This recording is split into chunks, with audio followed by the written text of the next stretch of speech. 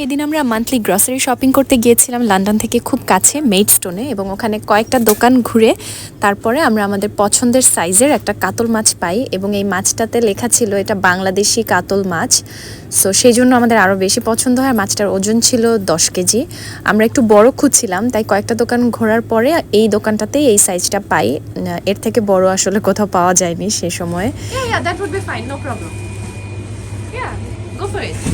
এবং এই শপটাতে এই ভদ্রলোক মাছটা কাটতে নিয়ে অনেক ভয় পাচ্ছিলেন, কারণ তার এই মেশিনটা ছিল নতুন, এবং তিনি আসলে ভয় পাচ্ছিলেন যে মাছের পিসগুলো বেশি ছোট করতে গেলে নাকি ব্লেডটা খুলে আসতে পারে। পিসগুলো বেশ বড়ই রেখেছিল সেই কারণে, এবং শেষে সে কি করে সেটা শেয়ার করার জন্যই আসলে ভিডিওটা। আর তিনি কেটে কিভাবে সুন্দর করে প্যাক করে দিয়েছেন ওইটাও একটু আপনাদের সঙ্গে শেয়ার করছি। আর মাছটা খুবই ফ্রেশ ছিল, এটা খেয়ে বুঝতে পেরেছি, এবং টেস্ট আলহামদুলিল্লাহ অনেক ভালো ছিল সেই জন্য।